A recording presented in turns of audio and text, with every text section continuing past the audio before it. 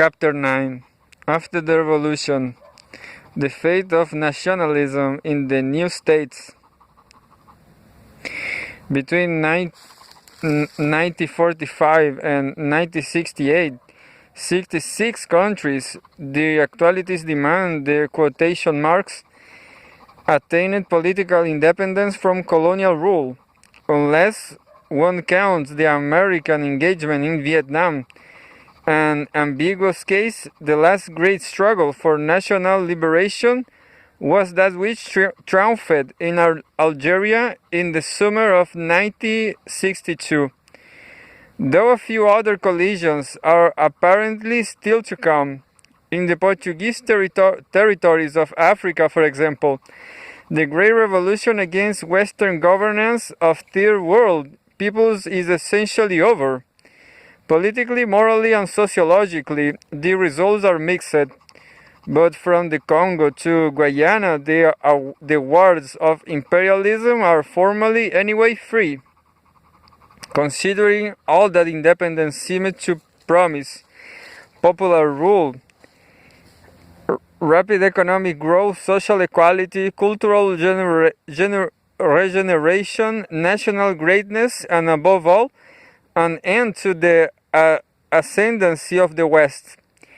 It is not surprising that its actual advent has been anticlimactic.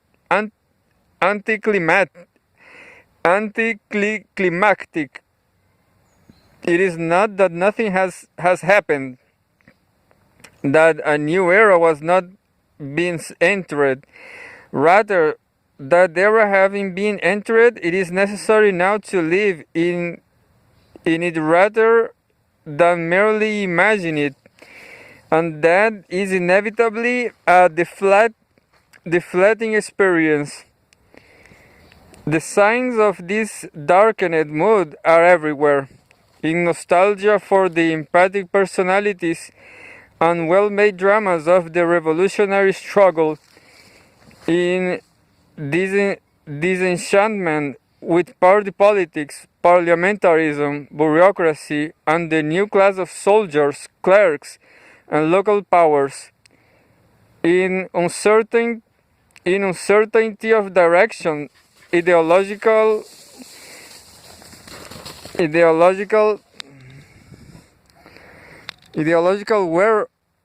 weariness, and the steady spread of random violence, and not the least in a drowning relation that things are more complicated than they look, that social, economic, and political problems, once thought to be mere reflexes of colonial rule, to disappear when it appeared, have less superficial roots. Philosophically, the lines between realism and cynicism, between prudence and apathy, and between maturity and despair may be very broad, but sociologically they are always very narrow.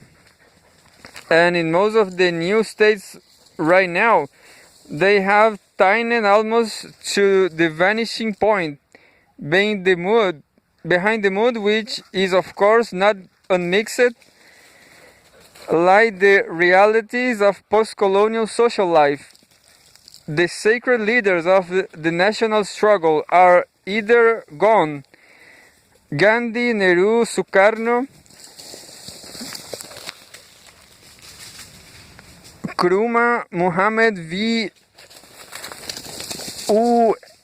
Unu, Jinnah, Ben Bella, Keita, Azikiwe, Nasser, Bandaranaike, replaced by less confident heirs or less theatrical generals, or have been diminished to mere heads of state. Kenyatta, Nyerere, Bourguiba, Lee, Sekou Touré, Castro. The near millennial hopes of political deliverance, once invested in a handful of extraordinary men, are not only now diffused among a larger number of distinctly less extraordinary ones, but are themselves attenuated. The enormous concentration of social energies that charismatic leadership can, whatever its other defects, clearly accomplish dissolves when such leadership disappears. The passing of the generation of prophet liberators in the last decade has been nearly as momentous, if not quite as dramatic, as and even in the history of the new states, as was their appearance in the 30s, 40s, and 50s. Here and there, new ones will doubtless from time to time emerge, and some may make a considerable impact upon the world. But unless a wave of communist uprisings, of which there is now little indication, swept through the third world, throwing up a cloud of Che Guevaras, there will not soon again be much a galaxy of successful revolutionary heroes, as there were in the Olympian days of the Bandung Conference. Most new states are in for a period of commonplace rulers. In addition to the reduction in the grandeur of leadership, there has been a solidification of the white-collar patriciate, what American sociologists like to call the new middle class, and the French, less euphemistic, call la classe dirigente, which surrounds and in many places engulfs that leadership. Jesus' colonial rule tended almost everywhere to transform those who happened to be socially ascendant and submissive to its demands at the time of its advent into a privileged corps of officials and overseas. So independence tended almost everywhere to create a similar, though larger, corps out of those who happened to be ascendant and responsive to its spirit and its advent. In some cases, the class continuity between the new elite and the old is great. In some less great. Determining its composition has been the major internal political struggle of the revolutionary and immediate post-revolutionary periods. But accommodative, parvenu, or something in between, it is now rather definitely in place. And the avenues of mobility that for a moment seemed so wide open seem now, to most people, distinctly less so. A political leadership has slipped back toward the normal, or anyway, appearing such too has the stratification system. So too, indeed, has society as a whole. The consciousness of massive, unequivocal, irresistible movement, the starting to action of an entire people, that the attack upon colonialism almost everywhere induced has not wholly disappeared, but it has powerfully lessened. There is much less talk about both inside the new states and in the scholarly literature concerning them about social mobilization than there was 5, not to say 10 years ago, and what there is seems increasingly hollow. And this is because there is in fact much less social mobilization. Change continues, and indeed may even be accelerating under a general illusion that nothing much is happening. An illusion is in good part generated by the great expectation that accompanied liberation in the first place. But the general forward motion of the nation as a whole has been replaced by a complex, uneven, and many directioned movement by its various parts, which conduces to a sense less of progress than of agitated stagnation.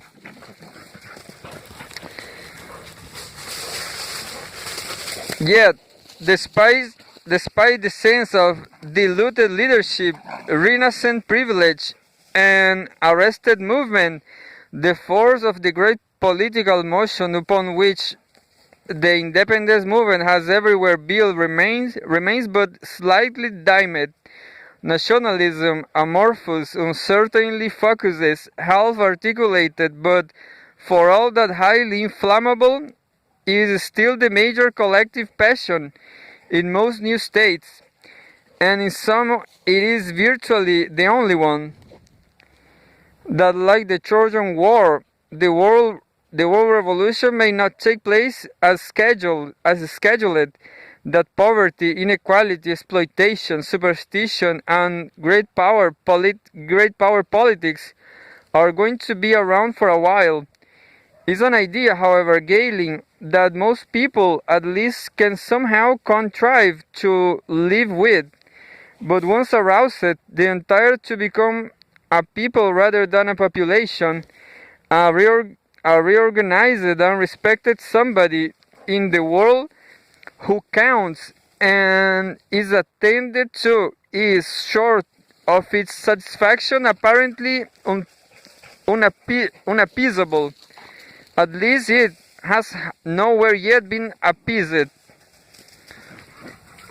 Actually, the novelty of the post-revolutionary period have in many ways exacerbated the generalization that the power imbalance between the new states and the West has not only not been corrected by the destruction of colonialism, but has in some respects increased, while at the same time the buffer colonial rule provided against the direct impact of that imbalance has been removed, leaving fledgling states to fend for themselves against stronger, more practiced, established states, renders nationalist sensitivity to outside interference just that much more intense and that much more general.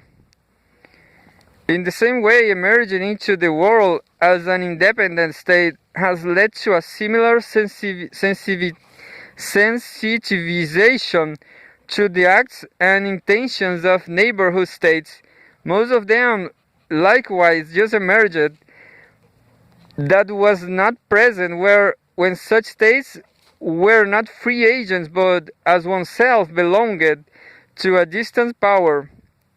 And internally, removing European rule has liberated the nationalism within nationalisms that virtually all the new states contain and produces as provincialism or separatism, a direct and in some cases Nigeria, India, Malaysia, Indonesia, Pakistan, immediate threat to the new road national identity in some name, the revolution was made. The effects of this persistent nationalistic sentiment amid national disappointment have been naturally varied. A withdrawal into don't touch me isolationism, as in Burma, a surge of neo-traditionalism, as in Algeria, a turn toward regional imperialism, as in pre-coup Indonesia, an obsession with a neighboring enemy, as in Pakistan, a collapse into ethnic civil war, as in Nigeria, or in the majority of the cases where the conflict is for the moment less severe, an underdeveloped version of muddling through, which contains a little of all this plus a certain amount of whistling in the dark. The post-revolutionary period was envisioned to be one of organizing rapid, large-scale, broadly coordinated social, economic, and political advance, but it has turned out to be rather more a continuation, underchanged, and in some ways even less propitious circumstances of the main theme of the revolutionary and immediate pre-revolutionary periods, the definition, creation, and solidification of a viable collective identity. In this process, the formal liberation from colonial rule turns out not to have been the climax, but a stage, a critical and necessary stage, but a stage nonetheless, and quite possibly far from the post-consequential one, as in medicine the severity of surface symptoms and the severity of underlying pathology are not always in close correlation. So in sociology, the drama of public events and the magnitude of structural change are not always in precise accord. Some of the greatest revolutions occur in the dark.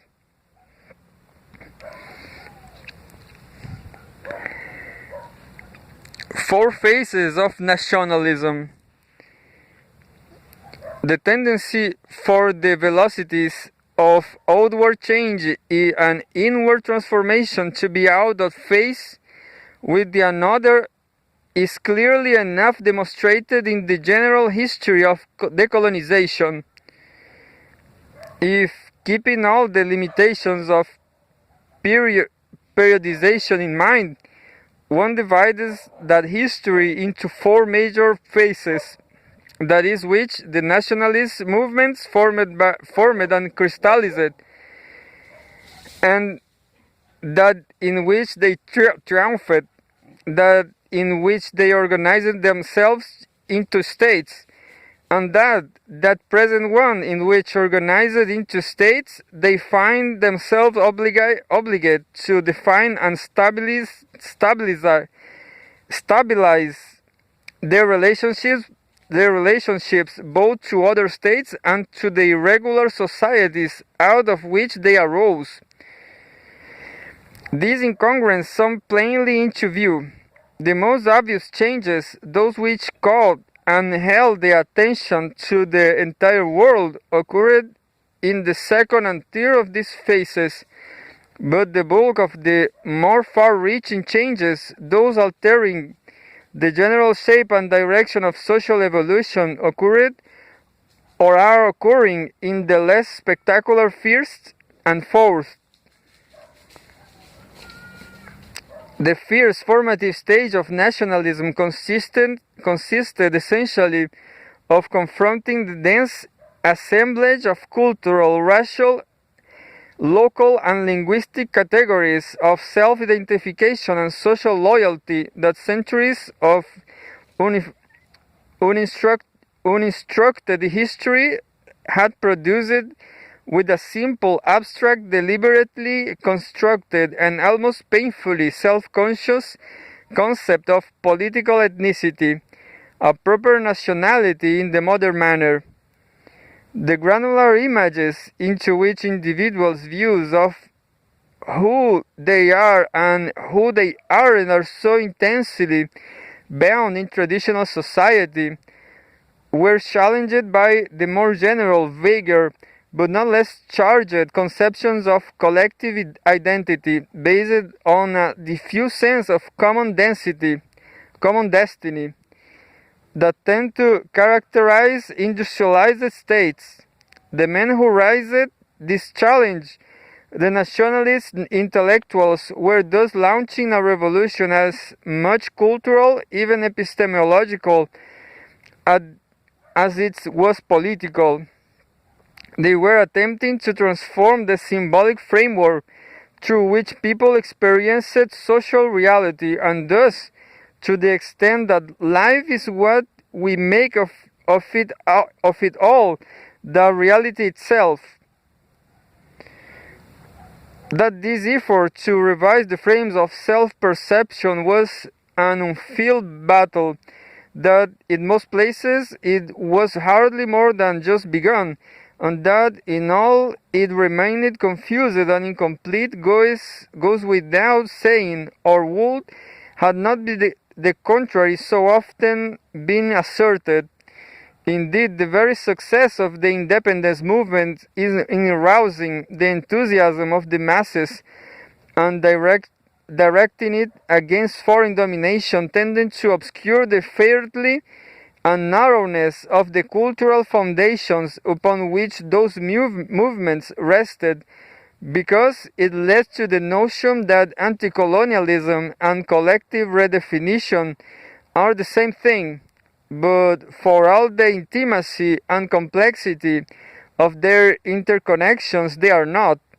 Most Tamils, Karens, Brahmins, Malays, Sikhs, Igbos, Muslims, Chinese, Nilotes, Bengalis, or Ashantis found it a good deal easier to grasp the idea that they were not Englishmen than that they were Indians, Burmese, Malaysians, Ghanaians, Pakistanis, Nigerians, or Sudanese.